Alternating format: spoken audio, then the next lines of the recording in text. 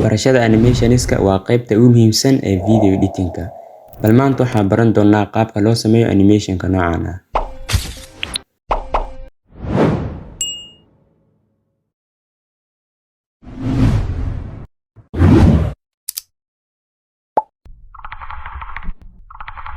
Haddii aad nagu cusub tahay, fadlan channelka subscribe saar. Haddii aad hore noola joogteen muuqaalka la garay, aad baad u mahadsantahay. Dhammaan intaan u isticmaalay muuqaalkan waxaan soo dhigay Telegramkayga. Linkigiisa wuxuu yaalaa description-ka. Halkaas ka tixraac kadib la soo deg, soo practice garay adna. Bal aan bilowno. Marka hore soo furo CapCut, kadib waxaa soo qaadanaya background. Background-ka markaa soo qaadato, cabirkiisa waxaa geynaya 10 second. Marka intaas sameyso, waxaa tagaa overlay, waxaana soo qaadanaya loogada YouTube-ka.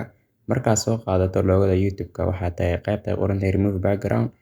Chroma key ka sii dooro, waxaad ka tirtiraysaa qaybtan yar cadaanka uu leeyahay. Kadibna yareey waxaana dhigaysaa dhaxda.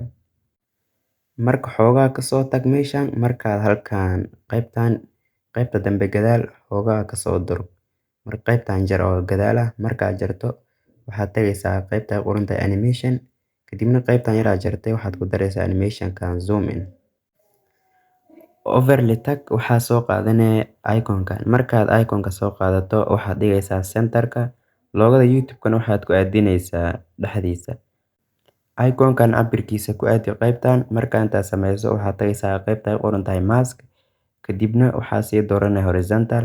Marka qaybtan icon-kan qari. Markaad icon-ka qariso, qaybta ugu horeyso keyframe ku qabo. Keyframe koowaad iskaga tag. Keyframe-ka labaad banaanka u soo saar marka icon-kii aad qarisay. Kadibna keyframe-mada aan ku qabanay icon-kan iyo kuwa aan rabno YouTube inaan qabano ma la rabo marka inay isku aadanaadaan. Marka loogada YouTube-ka ku dhufo, kadib xoogaa hore uu soo bax, keyframe ku qabo. Keyframe-ka koowaad ka fogow. Keyframe-ka labaad markaad ku qabato intaadan waxba ku sameynin, waxaad raadinaysaa qaybta ay qoran tahay basic. Kadib qaybta rotate ka sii dooro. Marka loogadan YouTube-ka rotate ku sameey wareeji. Markaad wareejiso, soo qaad waxaana dhigaysaa dhinacan. Labada keyframe aad ku qabatay loogada YouTube-ka ka soo tag xoogaa space u dhaxaysii. Keyframe kale ku qabo. Keyframe-kaas marka waxaad ku sameynay loogada YouTube-ka cabirkeeda toosi. Markii hore waxay noo ahayd rotate cabirkeeda sax sidii originalkeeda ahayd ku celi. Labadan icon marka cabirkooda waxaad la ekeysiinaysaa muuqaalka.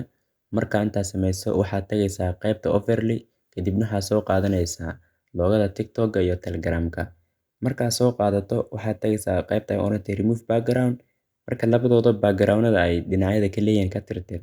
Marka intaas ku sameyso, labada loogo yareey waxaana dhigaysaa halkan mid walba position-keeda ku aadi. Markaad cabirkooda saxdo oo halkan dhigto, labadoodaba waxaad ku daraysaa qaybta animation aad tagaysaa, waxaad ku daraysaa animation-kan. Markaad animation ku darto, waxaad la ekeysiinaysaa labadooda muuqaalka cabirkooda la ekeysii. Kadib labadii loogo aan gadaal kaga soo darsanay marka animation-ka soo galitaanka ay sameeyaan, xoogaa marka soo fogow. Marka calaamadan halkan dhigo dhammaantood markii keyframe ku qabo. Keyframe-ka koowaad ha isku aadanaado, midna dhinacyuusan u janjeerin. Markii keyframe-ka koowaad markaad dhammaantood ku soo qabato, ka soo tag keyframe-ka labaad ku qabo. Keyframe-kooda waxba ku sameynay. Keyframe-ka labaad markaad ku wada qabato, marka dhammaan waxa inta noo yaalo waxaad geynaysaa qaybtan kore waad qaadaysaa. Mid walbana waxaad dhigaysaa position-keeda. Kadibna keyframe-madii aad ku soo darsatay qaybta graph-ta, kadibna waxaad ku daraysaa dhammaantood graph-kan. Kadibna waxaad tagaysaa overlay, waxaadna soo qaadanaysaa 3 muuqaal. Qaybtan waxaad rabto waad dhigan kartaa muhiim ma, laakiin tusaale ahaan waxaan u soo qaadanaynaa hadda 3 muuqaal. Marka aad soo qaadato 3 muuqaal, waxaad dhigaysaa halkan. Waxaadna dhigaysaa qaabkan aan u sameynaa u sameey. Kadibna 3dii muuqaal aad ku soo darsatay ku dul dhufo, waxaadna ka jaraysaa codadka ay leeyihiin. Marka intaas sameyso, waxaad tagaysaa qaybta ugu dambeyso muuqaalada ku soo darsatay. Kadibna waxaad ka wada jaraysaa qaybtan dambe ee cabirkooda ha isla ekaado, midna yuusan dheeraanin. Marka intaas sameyso, marka haddana waxaad tagaysaa qaybta ugu dambeyso, qaybtan halkan tag. Dhammaan icon-nadii aad ku soo darsatay waxaad u qabanaysaa keyframe. Keyframe-ka koowaad marka iskaga tag waxba ku sameynay.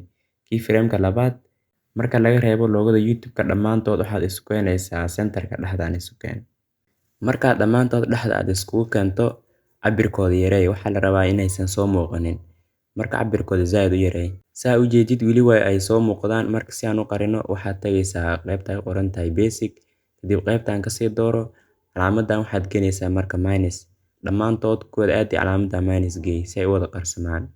Loogada YouTube ku dul dhufo marka soo celi waxaadna dhigaysaa position-kii hore aad ugu soo qaaday centerka ku soo aadi halkaas dhig. Mar kale loogada YouTube ku dul dhufo kadibna dhammaan icon-adan waxaad ka marsiinaysaa gadaal ka marsii loogada YouTube hore soo marsii. Kadib dib u soo laabo markaad dib u soo laabato saddexdii muuqaal aad ku soo darsatay waxaad ku daraysaa qaybta ugu horeysa waxaad kaga daraysaa animation-kan qaybta animation tag animation-kan zoom in ku wada dar dhammaantood. Kadibna marka aad halkan joogto waxaad ku dhufanaysaa loogada YouTube-ka kadibna waxaad qabanaysaa keyframe-ka koowaad waad ka tagaysaa marka keyframe-ka labaad waxaad raadinaysaa qaybta ay qoran tahay basic waxaad kasii dooranaysaa qaybta rotate kadibna loogada waxaad ku sameynaysaa rotate aad wareejinaysaa. Marka aad rotate ku sameyso waad qaadaysaa waxaadna dhigaysaa dhinacan. Kadib qaybtan kasoo tag waxaad tagaysaa qaybta tags kadib waxaad qoranaysaa tusaale ahaan join markaad qorto waxaad dooranaysaa fonts-ka aad rabto kadibna qaybta color-ka aad tagaysaa color-ka aad jeceshahay ayaa soo saaranaysaa kadibna qaybta animation tag waxaad ku daraysaa animation-kan. Markaad animation-kan ku darto animation-ka halka uu ku dhamaado tag kadibna waxaad ku qabanaysaa keyframe koowaad ka tag marka keyframe-ka labaad qoraalka kor u qaad kadibna waxaad dhigaysaa halkan. Mar kale qaybta tags-ka dib ugu soo laabo kadib qaybtan waxaad ku qoranaysaa waxaad jeceshahay ayaad ku qoranaysaa. Kadib waxaad tagaysaa qaybta fonts-ka waxaad dooranaysaa fonts-kii kula qurux badnaado qaybta color-ka aad jeceshahay ayaad dooranaysaa kadibna waxaad dooranaysaa qaybta animation waxaad ku daraysaa animation-kan oo typing ah. Marka bal aan aragno muuqaalkii aan soo sameynay sida uu noogu soo baxay.